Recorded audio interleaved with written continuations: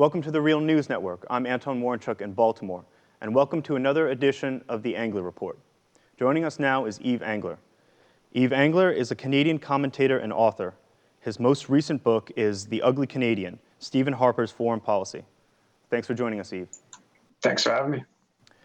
So earlier this month, the Post-Media News reported that the Canadian government is going to try and support its domestic arms industry by expanding the number of countries with whom it can do arms deals. But earlier in September 2013, the Harper government also said that it wouldn't support or wouldn't sign an international arms treaty that would regulate its arms deals with foreign governments that are potential human rights abusers. So my question is, who in the Canadian government is trying to expand the countries with whom the Canadian government can do foreign arms deals? Well, I think the Harper government has shown a very strong militarist bent. Has increased the Canadian military budget. Has gone to war in Libya, Afghanistan, and been very vocal supportive of militarism. This is a kind of extension of this. They oppose efforts to control international weapons sales. Hence their opposition with the UN Arms Trade Treaty.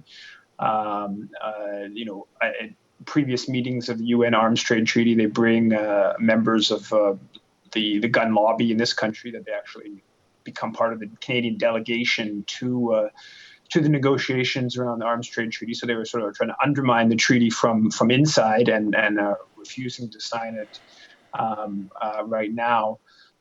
So there's an organized arms industry in this country that sells something in the range of $12 billion a year in weapons sales. And they clearly have the ear of the government, and they would like to see the post-media report that you referred to talked about how there's a concern within the arms industry in this country over sort of reductions in sales to traditional allies, be it the U.S., be it other NATO countries that are generally the main place that most of Canadian weapons sales go. And so the idea is that opening up new markets, places like Colombia, other countries, adding those countries to the list of countries that Canadian weapons companies can sell to without special authorization. And so I think that the Conservative government ideologically is very sympathetic to militarism, and they're also quite close to the arms industry. So I think that's the kind of main forces driving these moves. And so what countries has the Canadian government engaged in arms deals with in the past? And maybe you could focus a bit on some arms deals to Middle Eastern governments. Yeah, I mean, there's a long, Canadian arms industry is been ranked, depending on how it's quantified, anything from the sixth biggest in the world to about the 12th biggest in the world. So it's a fairly significant arms industry. Most of that is components of larger weapons projects, often high-tech pieces that go into weapons that are actually built in the U.S. And there's some major corporations, companies like CAE, Montreal-based company that's world leader in the simulation technology and training fighter jet pilots and the like. So there's a long history. Light armored vehicles that are built in London, Ontario.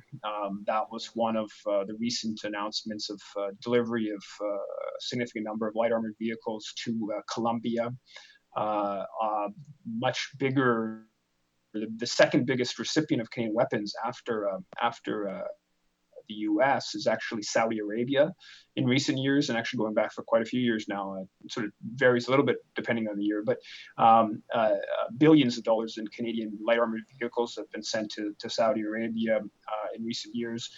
Those are light armored vehicles that were used to crack down on the pro-democracy demonstrations in Bahrain when Saudi forces entered Bahrain to prop up the 200-plus-year monarchy in Bahrain. There was a year ago the major arms fair in the Middle East, in the UAE. I believe it was the Canadian ambassador there was actively promoting all the Canadian companies that were at the arms fair, and really sort of cheerleading. The Canadian government even sent a Canadian naval vessel to the region during the arms fair to sort of like show Canada's military might, and oftentimes naval vessels are used as a way to generate weapon sales globally. So the Canadian government Canadian companies have been selling weapons all around the world. One of the ones that got a lot of controversy this is going back 7, 8, 9 years ago, was SNC-Lavalin, that had received a huge order to sell bullets to the U.S. military because the U.S. military had used up so many of its bullets in Iraq. And so they got a huge order for SNC-Lavalin. Fortunately, in that case, the peace movement, the anti-war movement, launched a campaign against SNC-Lavalin, and was successful in forcing SNC-Lavalin to actually sell its bullet making component of the company. But so yeah, there's a long history of Canadian weapons sales globally, and the Harper government seems bent on expanding those weapons sales, whatever the consequences for human rights globally. Yves, thanks so much for that report. Thanks for having me. And thank you for joining us on the Real News Network.